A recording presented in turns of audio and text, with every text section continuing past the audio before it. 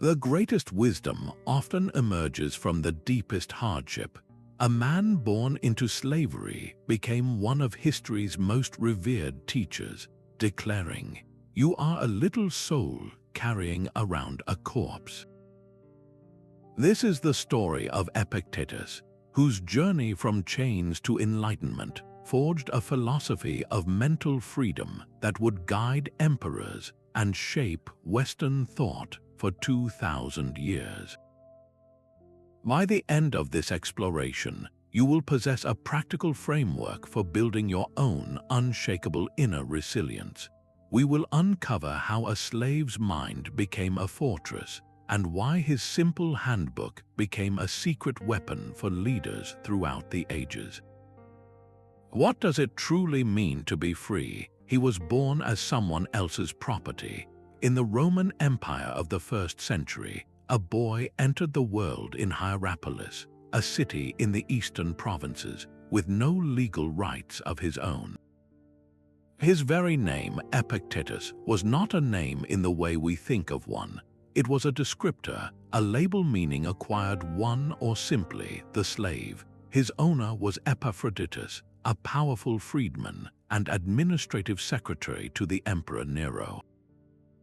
This fact alone paints a picture of Epictetus's early world, a world of absolute subjugation where his body was not his own.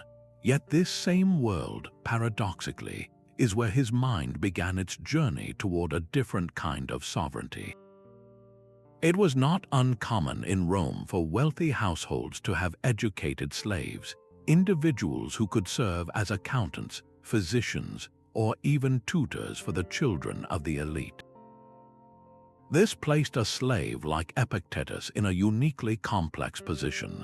He was physically bound, yet through his duties and exposure to knowledge, his intellect was being given room to breathe. Can true wisdom be found in the most unlikely of places? The story of Epictetus forces us to confront our own assumptions about where strength and virtue actually reside. Is it in the gilded halls of power, or can it be forged in the silence of servitude, where the only true possession a person has is their own thinking self?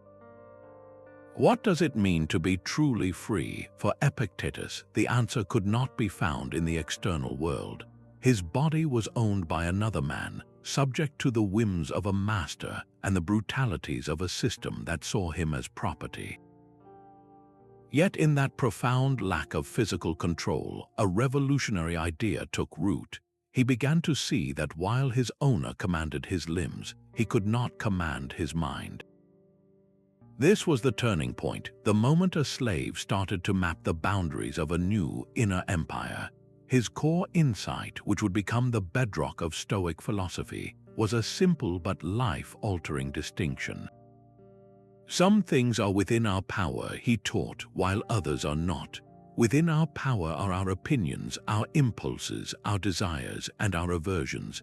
Everything not of our own doing, our body, our property, our reputation, our public office, are not within our power. This is the famous opening of his handbook, the Enchiridion. It is a declaration of mental sovereignty. Think of a modern moment of frustration, like being stuck in an unmoving traffic jam. The traffic itself, the red lights, the other drivers, these are not up to you. They are external events outside your control. But your reaction, your internal sigh, the choice to listen to music instead of simmering with rage, that is entirely up to you. This is the practical power of his philosophy. It does not change the external event, but it completely transforms your experience of it. It shifts your effort from trying to control the uncontrollable world to mastering the one thing you truly can, your own judgment. So consider this for a moment. What is one thing in your own life that you treat as being within your control that actually is not? Is it the opinion of a colleague, the outcome of a project, or the mood of a loved one? Recognizing this distinction is the first and most critical step toward the freedom Epictetus discovered, even in chains. This single idea can fundamentally rewire your entire approach to life's challenges. The dichotomy of control is not a mere philosophical concept. It is the bedrock of Stoic practice and the very engine of mental resilience. Epictetus drew a line in the sand of human experience. On one side are the things that are within our power, our opinions, our impulses, our desires, and our aversions. These are the products of our own judgment, the inner territory where we are the absolute sovereigns. On the other side lies everything else, our body, our property, our reputation, and our public office. These are externals, subject to the whims of other people, fate, and circumstance. The core Stoic insight, the one that liberates, is that our happiness and peace of mind depend entirely on the first category, on what is up to us. In his Discourses, Epictetus puts it with stark clarity. He is the master of every other person who is able to confer or remove whatever that person wishes either to have or to avoid. Whoever, then, wishes to be free, let him neither wish for anything nor avoid anything that depends on others, or else he is necessarily a slave, worrying about what others think of you, or fretting over an outcome you cannot dictate, is to hand over the keys to your own inner freedom. Consider the common anxiety of preparing for a job interview. You can control your preparation, researching the company, practicing your answers, and choosing your attire. You can control your effort and your attitude on the day. These actions belong to you. The final hiring decision, however, the opinions of the interview panel, the internal politics of the company, these are not within your power. The Stoic approach is to invest all your energy into your preparation, the part you command, and then to release your attachment to the result. This is not passivity, it is the most powerful form of focused action. It frees you from the corrosive weight of expectation and allows you to perform from a place of calm competence. To make this personal, take a moment and write down 3 things you are currently anxious about. Now draw 2 columns. In the first, list every aspect of those anxieties that are truly within your power, your own judgments and actions. In the second, place everything that is not. You may find the bulk of your worry is concentrated in that second column, on outcomes you were never meant to carry. The mind is the one territory no external force can ever truly conquer without your consent. For Epictetus, who possessed no physical security, the only true safety was to be found within. He built what later Stoics would call an inner citadel, a fortress of the mind whose walls were constructed not of stone, but of disciplined judgment and unwavering principle. This inner stronghold remains impregnable regardless of the chaos outside its gates. It is the ultimate source of emotional resilience. The Roman Emperor Marcus Aurelius, a devoted student of Stoicism, frequently practiced this very retreat. He wrote in his Meditations, "Men seek retreats for themselves, houses in the country, seashores, and mountains.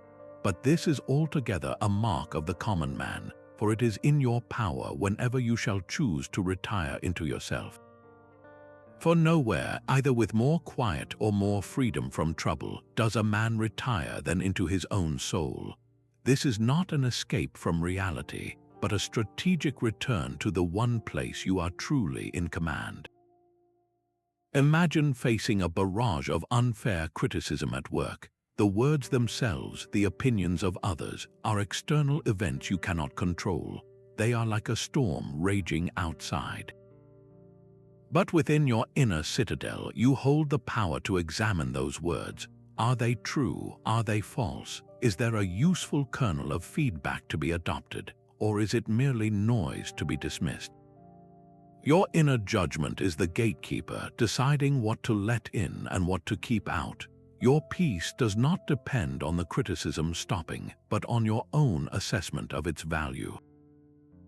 So what are the walls of your own inner citadel made of? Are they built from the firm conviction of your values, or are they fragile, easily shaken by every passing comment or setback. Take a moment to visualize this personal fortress. Its strength determines not whether life will storm your gates, but whether you can stand firm and unshaken when it does. Freedom depends entirely on the gatekeeper you never knew you had. This is the Stoic principle of assent, the critical act of approving or rejecting the impressions that flood your mind. Every moment, the world presents you with raw data, an impression.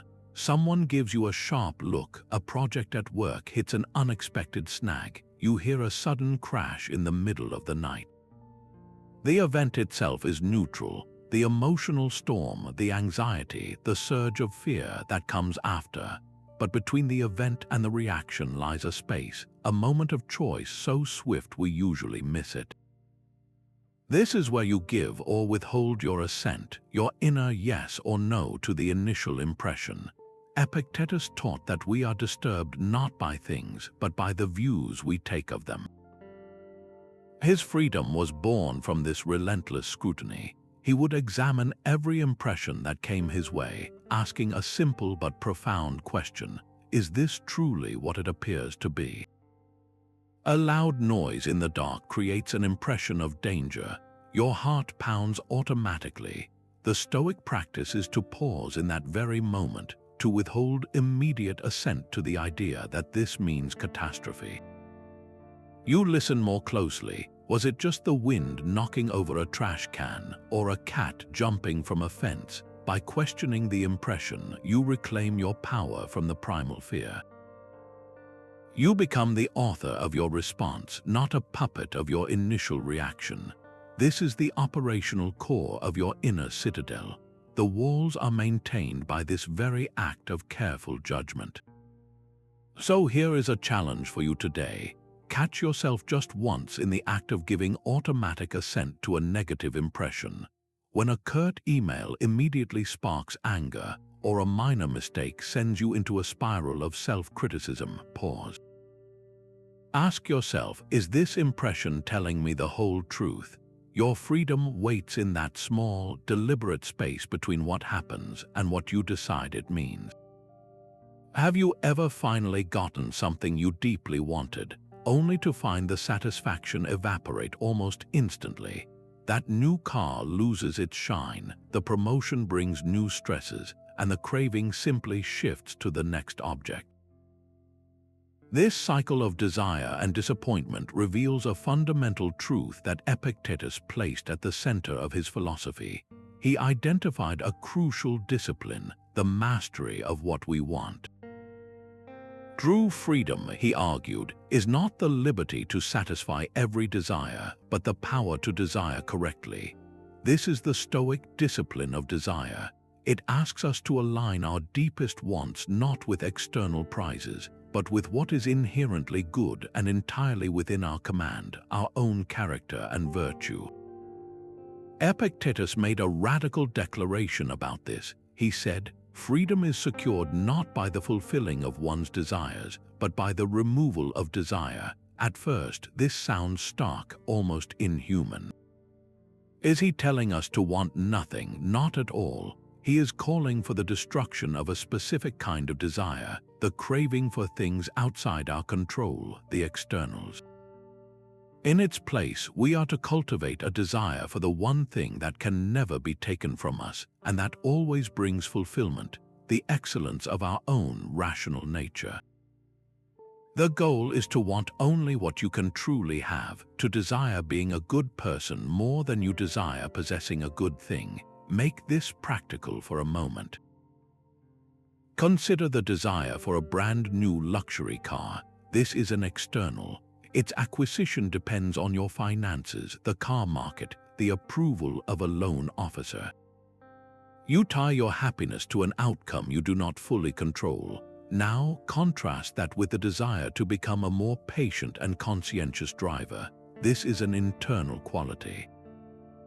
It is a virtue. Its achievement depends solely on your own judgments and efforts. You can practice it today in any car, in any traffic jam. The desire for the car is a potential source of frustration and anxiety. The desire for patience is a source of immediate, actionable growth and lasting contentment. The object of your desire determines the quality of your life. So, bring this home. Identify one persistent desire in your own life, perhaps for a certain level of wealth, a particular relationship status, or social recognition. Now, reframe it. If you desire wealth, can you shift that wanting toward the internal quality of being resourceful and prudent with what you already have? If you desire a certain relationship, can you focus on cultivating the virtues within yourself that would make you a better partner or friend, regardless of the other person's actions? This is the alchemy of the Stoic discipline of desire, transforming a source of agitation into a wellspring of inner strength. Stoicism never asks you to withdraw from the world, but to engage with it rightly. This is the second vital discipline, the discipline of action. It calls for us to perform our duties with justice and for the common good of all. You recall that our judgments and desires are within our power, while external outcomes are not. The discipline of action applies this truth to our daily conduct. We are responsible for the integrity of our efforts, for the justice of our intentions, and for acting as a contributing member of the human community. The result of our action, whether it succeeds or fails, whether it is praised or ignored, belongs to the realm of externals. Epictetus, once a slave, became a revered teacher because he saw this role as his sacred duty. He did not teach for fame or wealth, outcomes outside his control, but because he felt a profound responsibility to guide others toward the same freedom of mind he had found.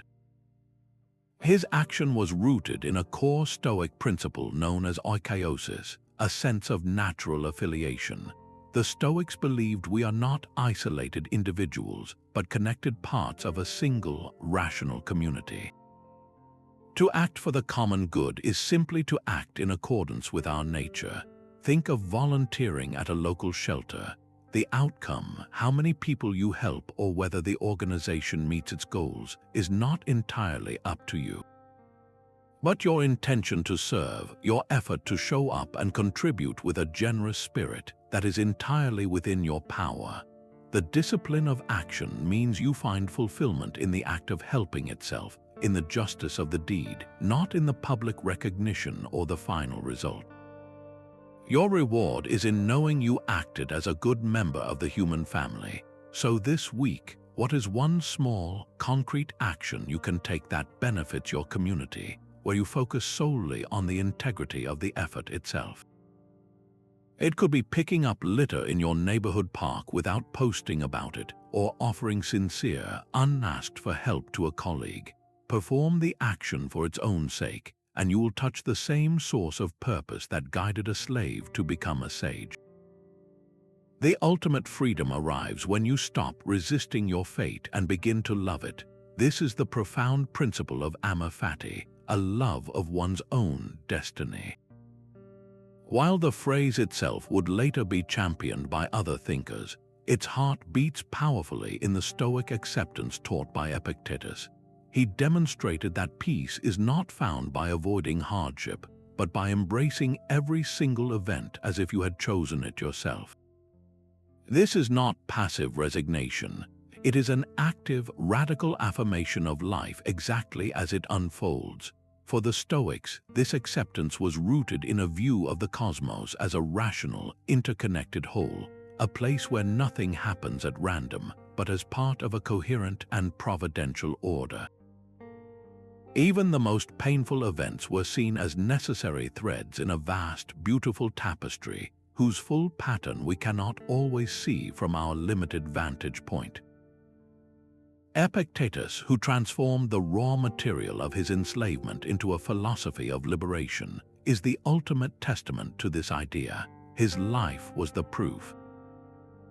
He counseled that we should welcome every event, not in spite of what it is, but because of what it is. He said, "Do not seek for things to happen as you wish, but wish for things to happen as they do, and your life will go smoothly." This is the core of Amor Fati. You are not just putting up with a difficult situation, you are actively aligning your will with the reality of the universe itself. Think of a time you faced a significant setback, perhaps a job you desperately wanted but did not get. In the moment, it feels like a pure loss, a failure. But with time, you might see how that closed door forced you onto a different path, one that led you to a more fulfilling career or helped you develop a resilience you never knew you possessed.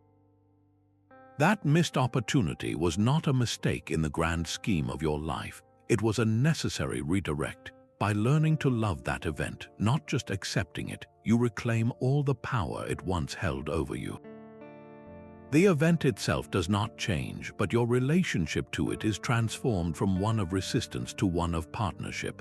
So take a quiet moment to look back on your own journey. Identify one past difficulty, a heartbreak, a failure, a loss. Can you find the hidden gift within it? Can you see the strength it forged, the perspective it granted, or the new direction it revealed? Viewing that event with gratitude does not diminish the pain you felt, but it completes the story, turning a wound into a source of wisdom. The vastness of space can shrink your most pressing anxieties down to size. This is the power of the Stoic practice known as the view from above, a mental exercise designed to pull you out of your immediate concerns and place you within the grand theater of the cosmos. It is a deliberate shift in perspective, a way of seeing your life not from the cluttered desk or the tense meeting room, but from a point high above the earth, looking down on the entire human drama as a single, interconnected whole. By contemplating the sheer scale of the universe and the brief, flickering instant of a human life, you cultivate a profound sense of humility. The things that feel so urgent and overwhelming begin to lose their grip when viewed against the backdrop of infinite space and time. Marcus Aurelius, the emperor who constantly practiced this very exercise, wrote in his private meditations, "Keep always before your eyes how swiftly all things pass away and are no more. The boundless abyss of time has already swallowed them. See the emptiness of all the applause, the fickleness and lack of judgment in those who seem to speak well of you." He was reminding himself that the praise and blame of others, the successes and setbacks of his reign, were fleeting shadows in a vast, eternal expanse. How can you apply this cosmic perspective to a modern stressor? Imagine you are feeling crushed by an impending work deadline. Your heart is racing, your focus is narrowing to a point of pure panic. Now pause for just 30 seconds, close your eyes and pull your mind's eye back. See yourself in your room, then see your building, then your city as a tiny grid of lights on the planet's surface. Watch the Earth itself, a blue and white marble spinning in the black silence of space, one world among billions in a single galaxy, which is itself one among countless billions. From that vantage point, where is your deadline? It has not vanished, but its power to terrorize you has been put into its proper, minuscule proportion. It is a single task for a single moment in your brief, precious life. This does not make your work unimportant, but it liberates you from the suffocating weight of its imagined stakes. So the next time you feel overwhelmed, whether by a conflict or a fear, try this simple act of celestial zooming out. Look at your problem from the ceiling of your room, then from the clouds, then from the stars. What happens to its size? What happens to your peace? The most resilient mind is built not by ignoring potential disaster, but by inviting it in for tea. This is the counterintuitive heart of Premeditatio Malorum, the premeditation of evils. It is a psychological exercise that transforms fear into fortitude by deliberately visualizing the very things we most wish to avoid.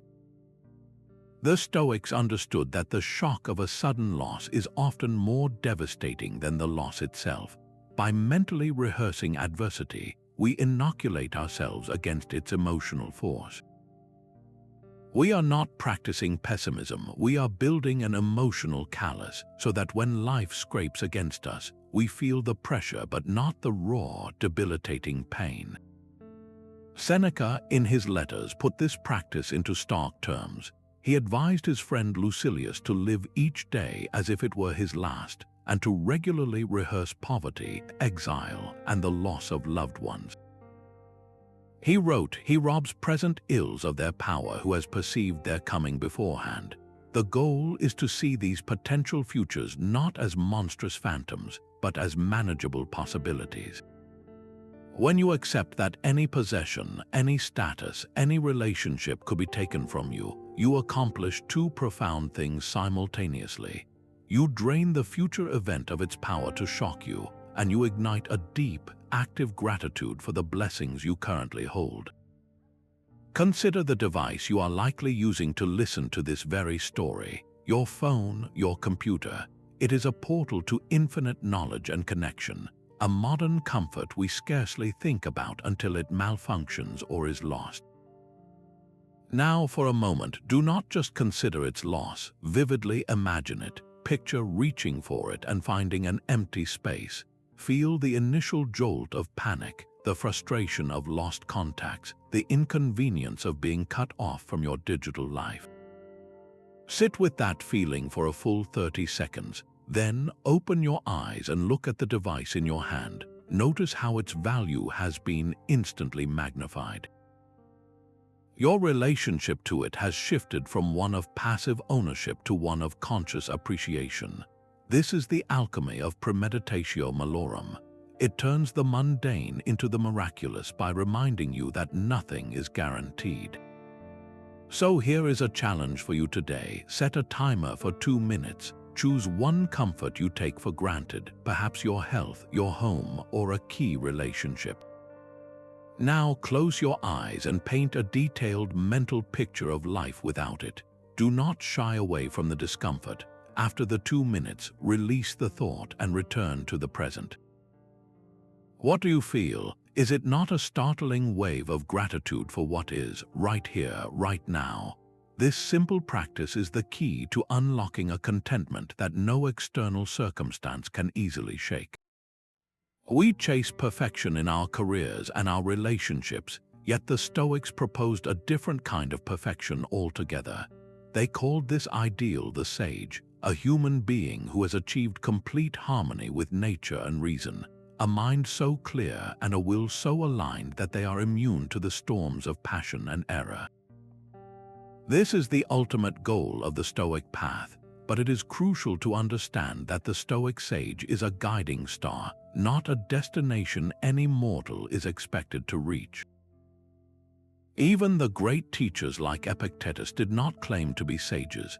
They were progressors, travelers on the road, and the ideal of the sage was the map that kept them moving in the right direction.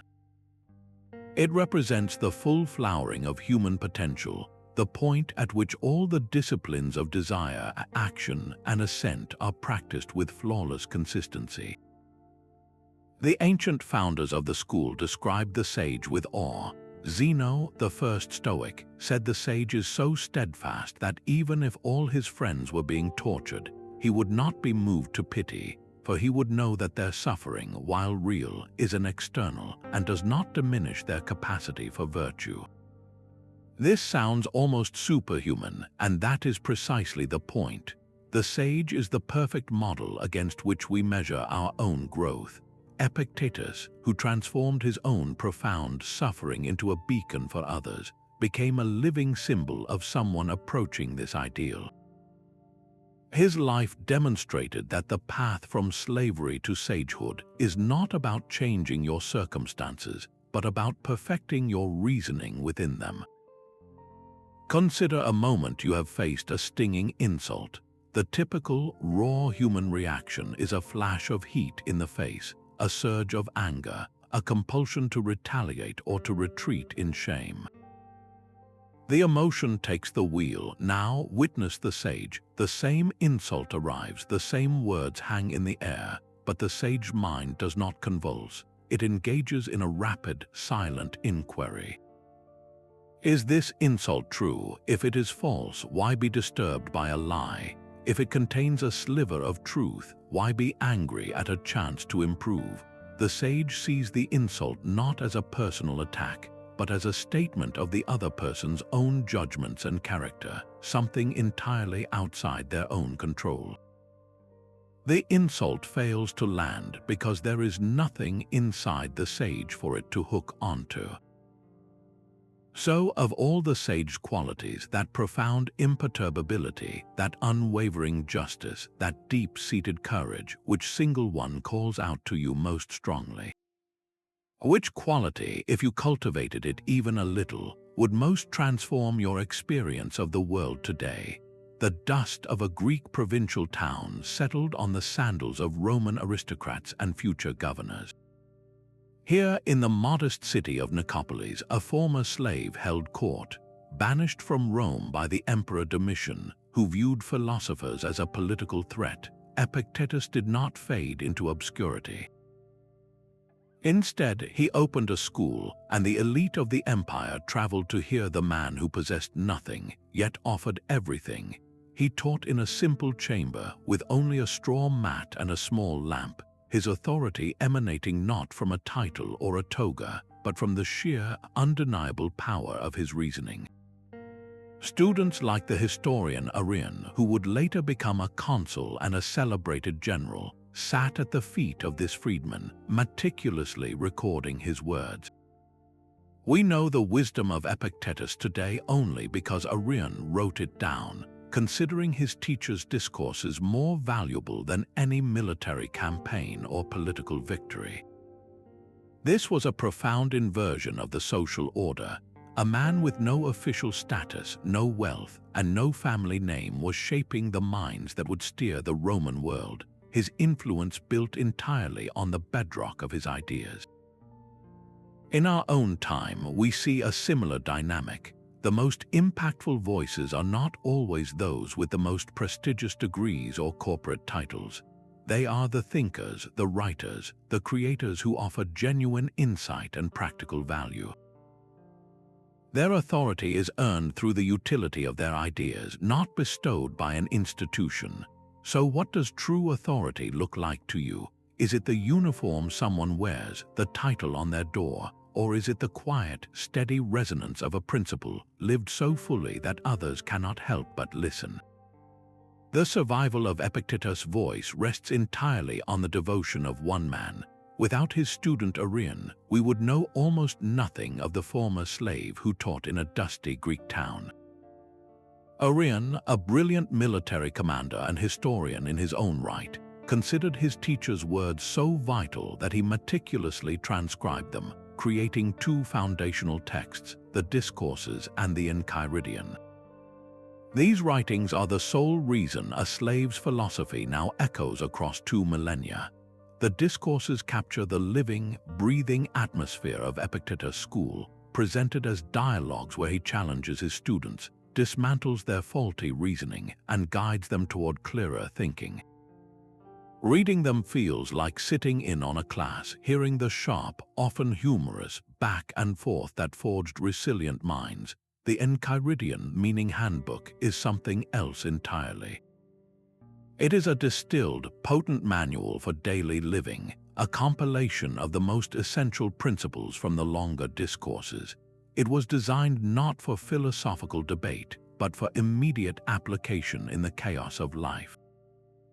Its power lies in its brutal simplicity and relentless focus on what you can actually control.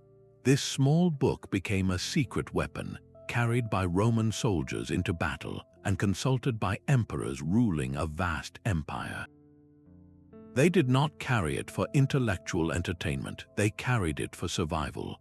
Its function was remarkably similar to a modern mental well-being app on your phone.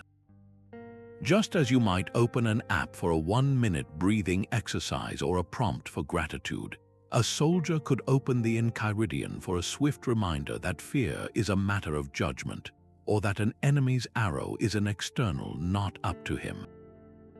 It offered bite-sized, actionable wisdom to be deployed in the moment of crisis. So this invites a personal question. Do you have a handbook, a set of core principles you consciously return to when life becomes overwhelming? It might not be a physical book. It could be a quote taped to your mirror, a mantra you repeat, or a philosophy that grounds you. What is your Enchiridion? Identifying it is the first step to building your own unshakable inner compass. A slave's philosophy became the hidden compass for the man who ruled the known world. The Emperor Marcus Aurelius, whose personal journal we know as Meditations, was a direct student of the ideas flowing from Epictetus's school. While he never met the former slave in person, Marcus immersed himself in the transcribed discourses of Epictetus, internalizing the principles of the inner citadel to govern a vast empire and endure plague, war, and personal loss. His private writings are filled with the echo of his teacher's voice, a testament to a philosophy that transcended social class. Marcus writes in his Meditations, "You have power over your mind, not outside events. Realize this and you will find strength." This is the dichotomy of control, straight from the opening of Epictetus's handbook, now being applied from the pinnacle of human power. The emperor constantly reminded himself to separate his own judgments from the events themselves, to find his strength not in his legions, but in his reasoned choice. Consider the immense pressure he faced. He commanded armies that could crush nations. His word could mean life or death for thousands, and his treasury held unimaginable wealth. Yet his journal reveals a man fiercely focused on the one thing Epictetus said truly mattered, the state of his own character. He wielded his power not for personal glory, but as a duty to the common good, a living example of the Stoic discipline of action. He wrote, "The best revenge is to be unlike him who performed the injury." This is not the sentiment of a man intoxicated by his own authority, but of one who has mastered his impulses through philosophy. Imagine for a moment you are suddenly granted immense power, the authority to command resources and direct the lives of others. How would you wield it? Would your decisions be driven by ego, by a desire for recognition, or by a calm, unwavering commitment to justice and virtue, just as the philosopher-emperor strove to do? Your answer reveals the true state of your own inner citadel. The same intellectual currents that shaped a Roman emperor also flowed into the wells of early Christian thought. Many of the Church Fathers, the architects of Christian doctrine, were educated men steeped in the Greek philosophical traditions of their time, Stoicism among them. They encountered a system that, while not sharing their theology, offered a powerful language for moral discipline and inner resilience. This created a complex relationship, a dialogue of ideas where profound parallels existed alongside fundamental tensions. At the heart of this dialogue was the concept of the logos. For the Stoics, the logos was the divine reason that permeates and orders the entire cosmos, the rational principle behind nature itself. For Christian thinkers like Justin Martyr, this Stoic concept became a bridge. He identified the logos with the pre-incarnate Christ, the Word through whom all things were made. This was not a simple borrowing, but a brilliant act of intellectual translation, making the Christian message comprehensible within the philosophical landscape of the ancient world. The parallels extended to ethics. Both traditions placed a supreme value on inner virtue over external circumstance. The Stoic ideal of apatheia, a state of clear judgment free from destructive passions, found an echo in the Christian pursuit of peace that surpasses understanding. Both philosophies taught their followers to endure suffering with courage, to view persecution not as a catastrophe, but as a test of faith and character. We see a direct encounter in the biblical account of the Apostle Paul in Athens. Standing before the Areopagus, he debated philosophers, including Stoics. The author of Acts notes that the Stoics in particular found his teaching of a resurrected Jesus puzzling, Yet Paul's speech strategically quotes a Stoic poet, saying, "In him we live and move and have our being." In his own letters, Paul's emphasis on contentment in all circumstances, his focus on what is true and honorable, and his description of a spiritual armor for resilience resonate deeply with Stoic practices, even as they are rooted in a different source of power.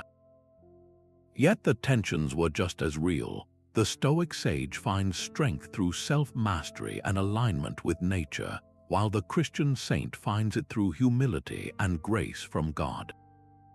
The Stoic ideal is self-sufficient virtue. The Christian ideal is a relational dependence on divine love. One sees the universe as an impersonal, rational order. The other sees a personal creator. So we are left with a fascinating question. Can two different wisdom traditions, born of different worlds, still inform and enrich each other? Can the Stoic focus on disciplined action strengthen the practical living of a faith, while the Christian emphasis on love and grace soften the edges of self-reliance? This is not about choosing one over the other, but about recognizing how the human quest for meaning and resilience often follows converging paths, each offering a piece of the map for navigating a complex world. Centuries after Rome fell, its most resilient philosophy lay dormant in monastery libraries, copied and preserved by scribes who may not have fully grasped the power they were safeguarding. Then came the Renaissance, a cultural explosion we often associate with painting and sculpture, but which was equally a reawakening of ancient ways of thinking about life itself. This was the second birth of Stoicism. As humanist scholars scoured Europe for classical manuscripts, they rediscovered the texts of Seneca, the meditations of Marcus Aurelius, and crucially, the translated works of Epictetus. These were not merely historical curiosities, they were revolutionary manuals for the human spirit, arriving at the precise moment a new world was dawning. The invention of the printing press acted as a force multiplier for this intellectual revival. For the first time, Stoic wisdom could be mass-produced, moving from the exclusive domain of clerics and nobles into the hands of merchants, artists, and lawyers. The philosophy's core message that our inner virtue matters more than external fortune resonated powerfully with the Renaissance emphasis on human potential and individual agency. It offered a robust framework for navigating a world of expanding horizons, political intrigue, and newfound social mobility. This revival crystallized into a movement known as Neo-Stoicism, championed by thinkers like Justus Lipsius. He performed a delicate and brilliant act of synthesis, weaving the disciplined ethics of Stoicism together with Christian theology. Lipsius argued that the Stoic focus on reason, duty, and emotional resilience was not at odds with Christian faith, but could rather serve as its practical, grounded complement. He showed how one could accept God's will with the same proactive surrender that Epictetus called for, embracing fate while taking righteous action in the world. This fusion provided a moral compass for countless individuals living in an age of religious wars and political upheaval. We can see the Stoic ideal reflected in the very archetype of the Renaissance man. Figures like Leonardo da Vinci were celebrated not for specializing in one narrow field, but for cultivating a universal mind, excelling in art, science, engineering, and philosophy. This was the practical embodiment of the Stoic goal of a well-rounded character. The Stoics taught that virtue is the only true good, and that a virtuous life requires the development of wisdom, courage, justice, and temperance. The Renaissance universal man was simply applying that principle, building a citadel of the self not with a single skill, but with a symphony of cultivated talents and moral strength. He sought to master his craft, his body, and his mind, echoing the old Stoic disciplines in a new key. This historical cycle of loss and rediscovery invites a profound question about our own time. We are immersed in a digital renaissance, creating and discarding philosophies of life at a dizzying pace. What fragments of our own wisdom, currently overlooked or preserved in some forgotten digital archive, might be unearthed and embraced by a future generation 500 years from now? What book, what idea from our present chaos will they see as a vital guide for the human soul? The same universal reason that anchored the Stoic sage became the intellectual bedrock of an entire age. As Europe emerged from the Renaissance, a new constellation of thinkers began to map a world governed not by royal decree, but by the innate power of the human mind. This was the Enlightenment, often called the Age of Reason, and its architects found a powerful ally in the ancient philosophy of the inner citadel. They saw in Stoicism a profound truth that every individual, regardless of birth, possesses a spark of the same rational faculty that orders the cosmos. This was no longer just a path to personal peace. It was the foundation for a new social order built on liberty and natural law. The Stoic dichotomy of control found a political parallel in the concept of inalienable rights. Thinkers like John Locke argued that life, liberty, and property were not gifts from a king, but inherent possessions belonging to the inner territory of the self, things that no external power could rightfully violate. This was the inner citadel scaled up to the level of human society. A government's role, therefore, was not to command, but to protect this sacred inner space, to safeguard the individual's sovereignty over their own mind and life. Thomas Jefferson, an avid reader of Stoic texts, would channel this very principle into the American Declaration of Independence, asserting that all men are endowed by their Creator with certain unalienable rights. The pursuit of happiness he wrote of is a modern echo of the Stoic pursuit of eudaimonia, a flourishing life lived in accordance with virtue and reason. The Dutch philosopher Spinoza, though forging his own unique system, wove Stoic threads throughout his work. His concept of God or nature as a single, rational substance is a direct descendant of the Stoic logos. He argued that human freedom is found in understanding the necessary laws of this universal nature and aligning our desires with them, a clear reflection of the Stoic discipline of desire and the principle of Amor Fati. This intellectual lineage extends to the very idea of a global community. The Stoics were the first cosmopolitans, citizens of the world who believed in a common brotherhood bound by shared reason. This ideal directly informed the Enlightenment concept of universal human rights, the notion that every person, by virtue of their capacity for reason, deserves dignity and justice. It is the philosophical ancestor of the Universal Declaration of Human Rights, so we are left with a pressing question for our own time. The Enlightenment championed the principle of sapere aude, dare to know, to use your own reason without the guidance of another.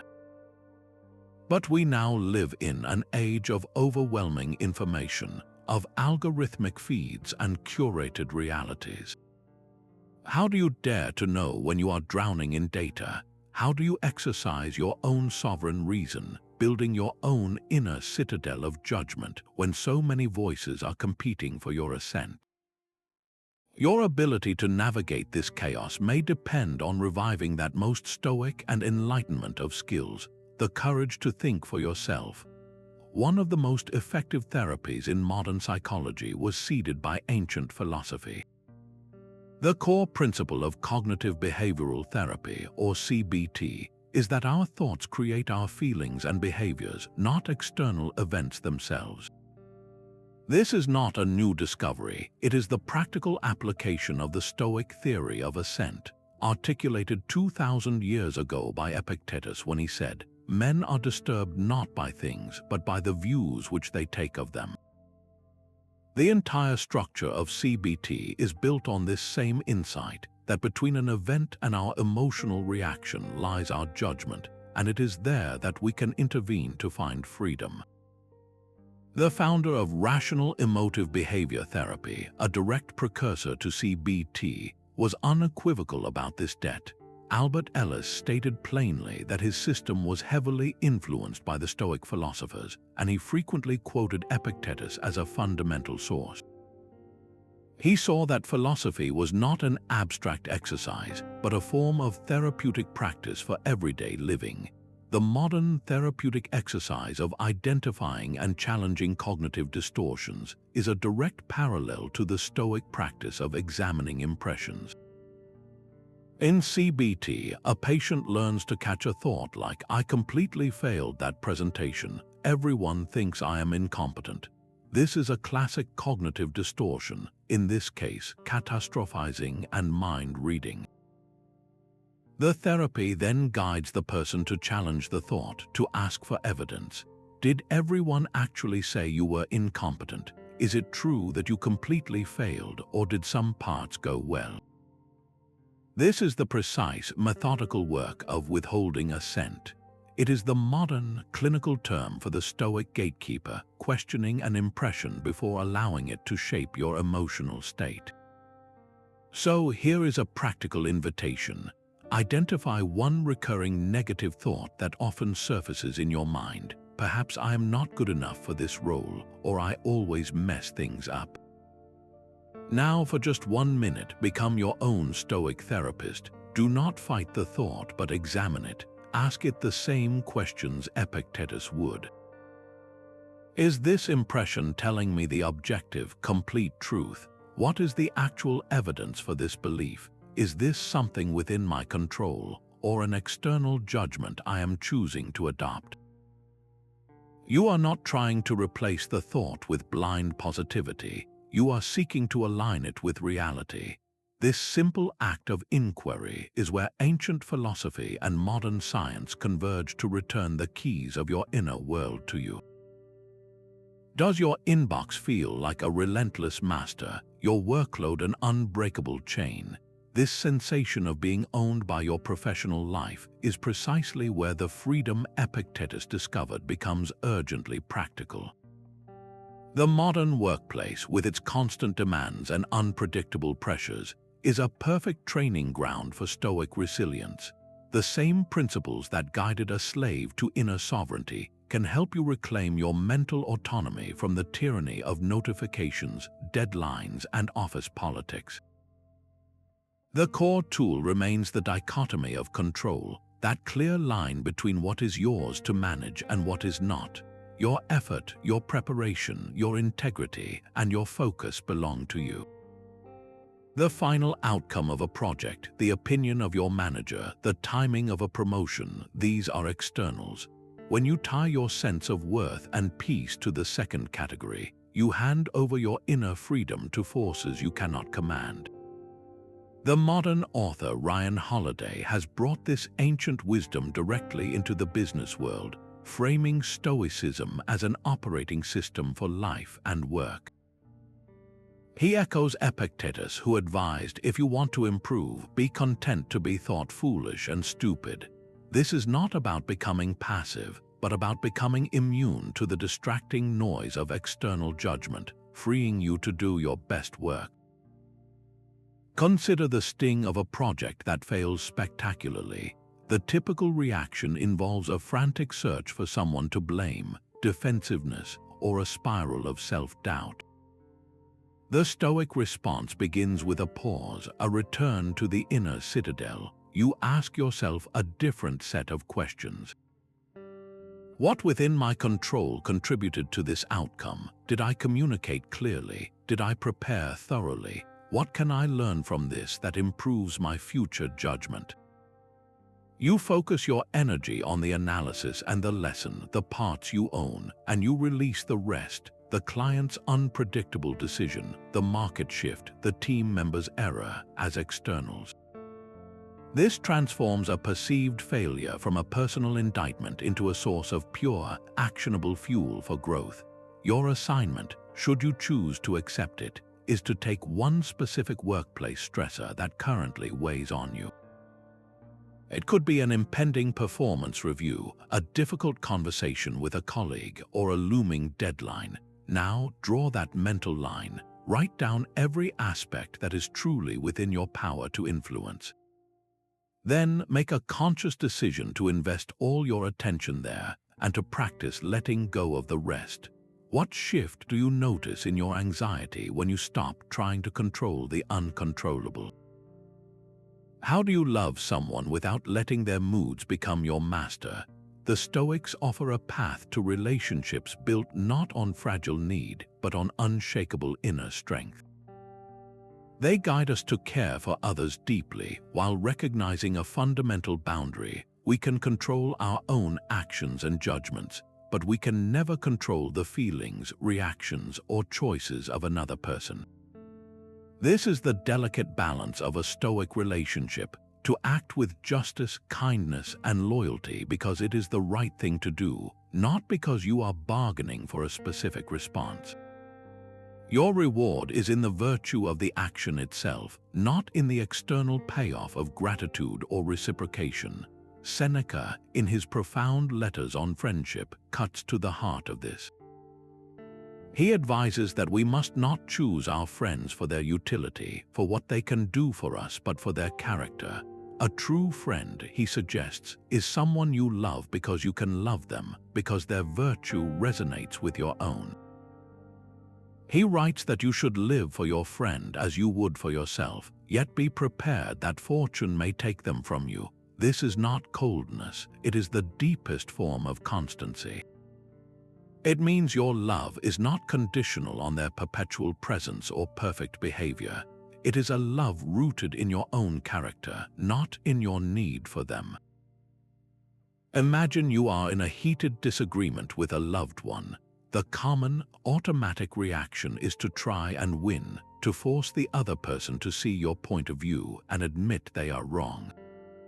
You are attempting to control an external, their mind. The Stoic shifts the entire battlefield inward. Your focus turns to your own reactions. Are you listening or just waiting to speak?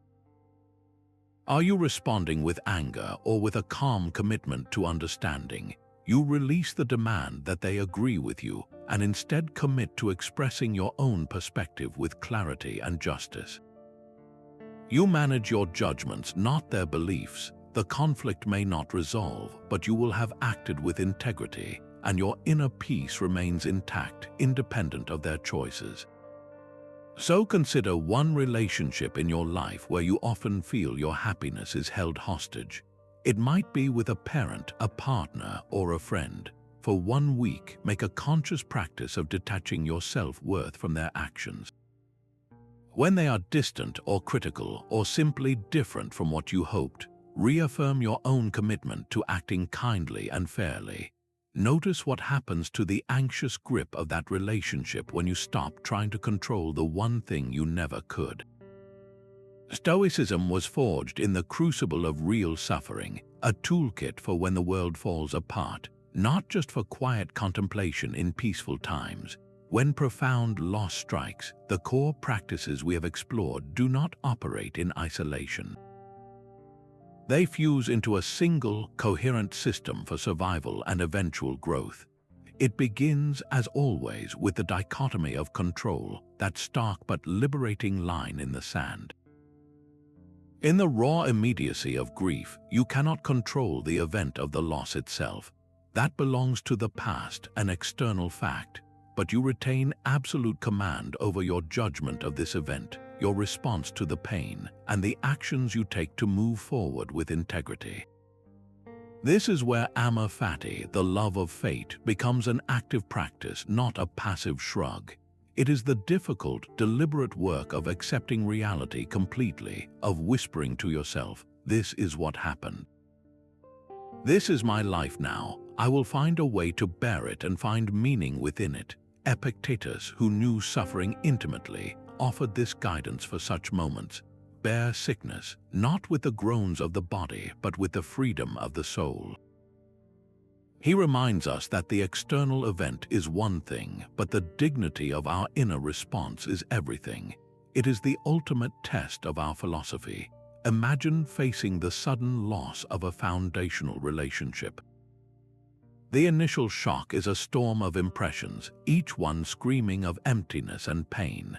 The first Stoic move is to pause within that storm, to retreat to your inner citadel. You apply Premeditatio Malorum not as a future exercise but in the present. You have, in a sense, mentally rehearsed the possibility of loss, so its shocking power is slightly muted. You then begin the work of ascent, examining each painful impression. The thought arises, my life is ruined. You question it, is that the complete, objective truth? Or is it an impression colored by raw grief? Your life is changed profoundly and forever, but ruined is a judgment you can choose to withhold. You then turn to the discipline of action. What is your duty now, to yourself, to others who depend on you, to the memory of what was lost? Your focus shifts from the immensity of the pain you cannot change to the small, concrete actions you can take. You get out of bed, you prepare a meal, you complete a task. Each one is a reaffirmation of your agency, a brick laid in the reconstruction of your world.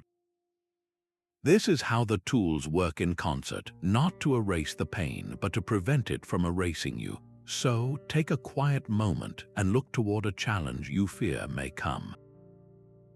It does not have to be a great loss. It could be a financial reversal, a professional failure, or a difficult health diagnosis. For just 60 seconds, close your eyes and practice premeditatio. Let the scenario play out in your mind. Feel the initial jolt, then steady yourself. Remind yourself of what is yours to control, your breath, your judgment, your next right action. This is not summoning doom. It is building an inner shelter before the rain begins to fall. The story of a Roman slave is more urgently relevant today than it has ever been. We live in a world saturated with external demands, from the digital notifications pinging for our attention to the immense pressure to curate a perfect life for an unseen audience. In this relentless chase for more, for better, for approval, the quiet wisdom of Epictetus offers a radical alternative, a declaration of independence for the modern soul. His enduring legacy is not a dusty historical artifact, but a living, breathing framework for reclaiming your mind. He proved through the raw material of his own life that our greatest constraints are often not the chains on our bodies, but the shackles we place on our own thinking. His journey from being someone's property to becoming a guide for emperors is the ultimate testament to the power of an idea that your inner world is the one territory you can and must govern. This legacy echoes through 2,000 years because he did not just teach the philosophy, he embodied it.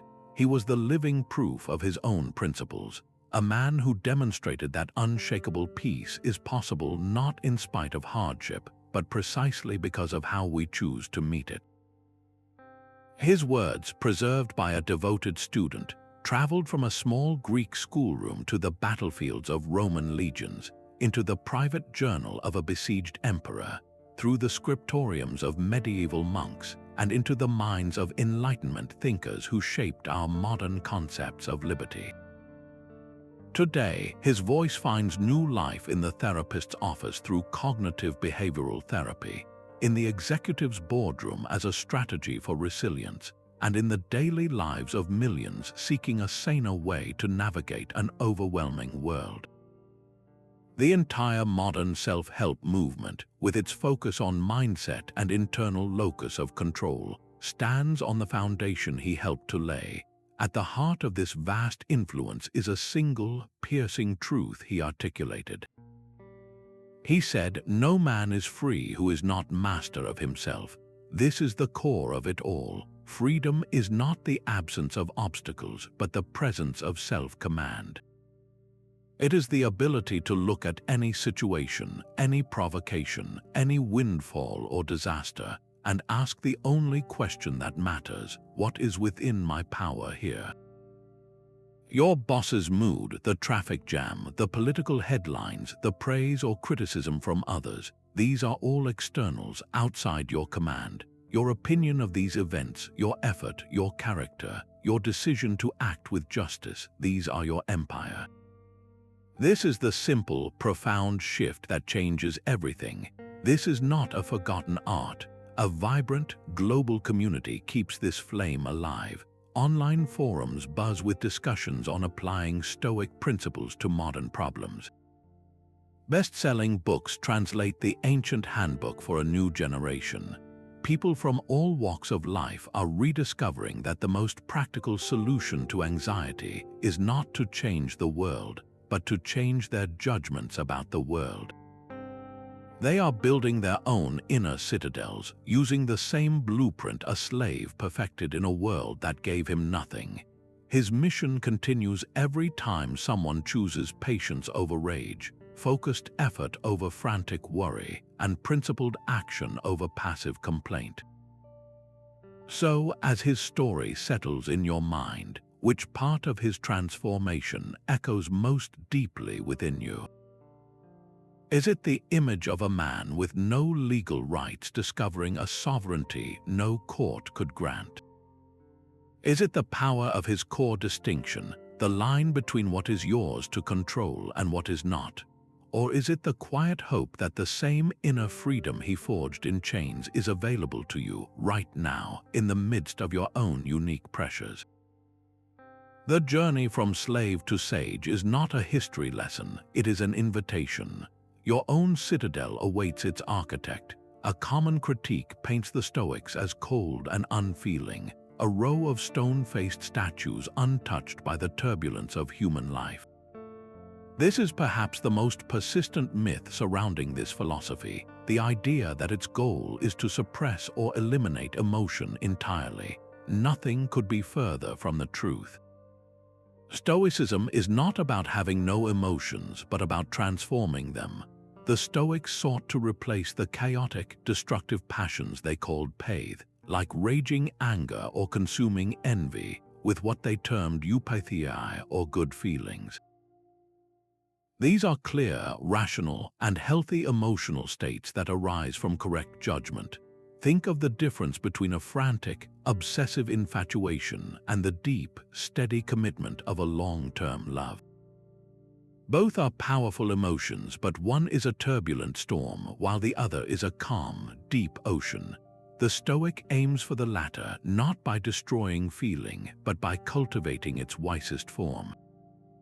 Seneca tackles this misconception directly, writing that the wise person is not immune to joy.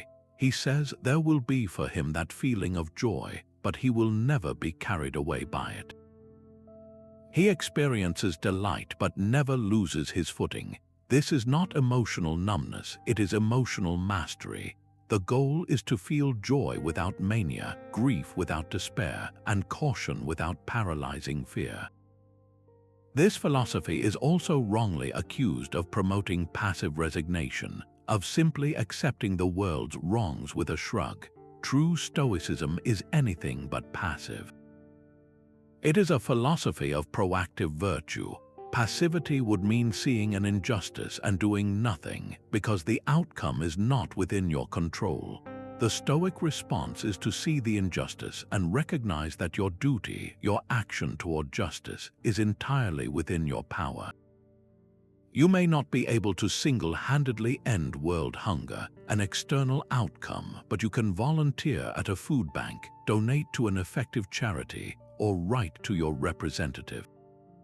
Your virtuous effort is what you control. The outcome, while you hope for the best, is secondary. This is the critical distinction. The Stoic acts with courage and justice because it is the right thing to do, not because they are guaranteed to win. They engage with the world from a foundation of inner stability, not from a place of frantic attachment to a specific result. They are the calmest person in the room, yet often the most principled and active. So, looking back at everything you have heard about this ancient practice, what was one assumption you had about Stoicism that this journey has now changed for you? Philosophy is worthless if it is not lived.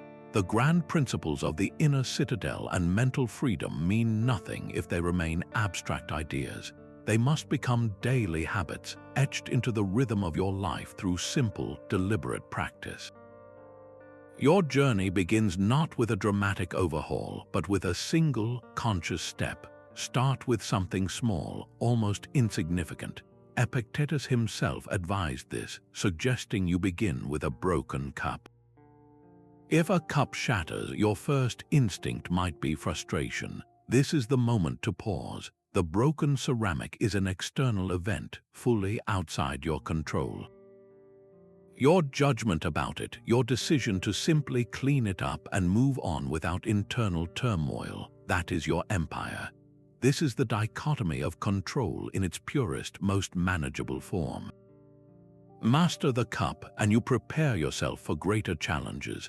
A powerful way to embed this is through a Stoic morning routine. Before the day's demands descend, take 5 minutes of quiet. This is not a complex meditation, but a practical preparation.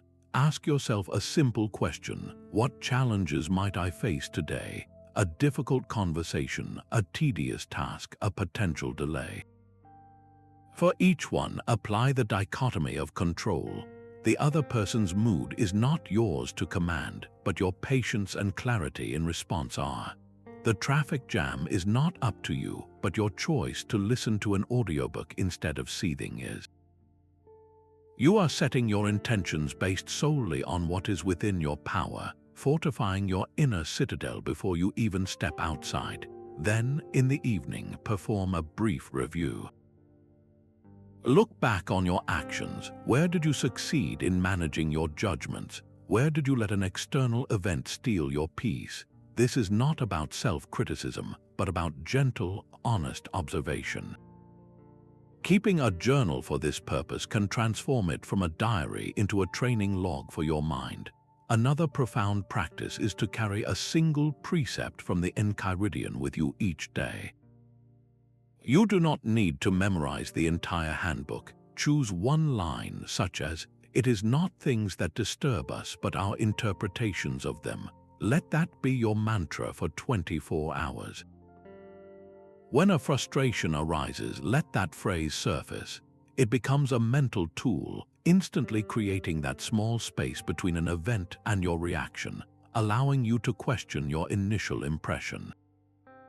This is how philosophy moves from the page into your pulse. So, the challenge is clear. For the next 7 days, commit to one of these practices. Will it be the morning intention setting, the evening review, or carrying a single Stoic principle as your guide? Your transformation from theory to practice begins not with a leap, but with this one quiet step forward. What will your first step be? Freedom is the only worthy goal in life. This truth, spoken by a man once legally defined as another's property, is the final, resounding chord of his story.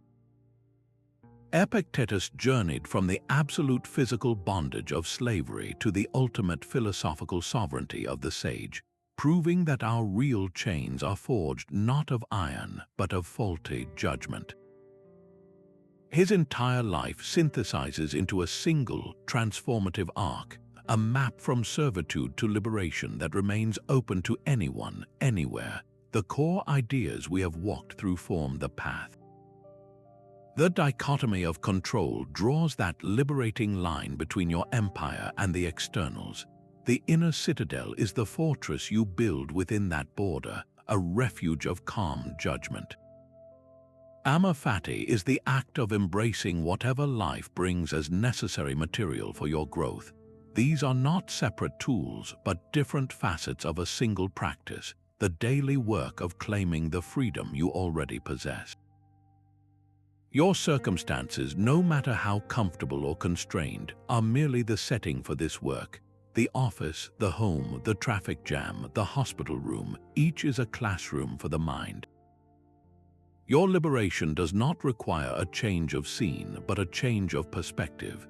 It asks you to stop trying to command the storm and to master instead your own stance within it.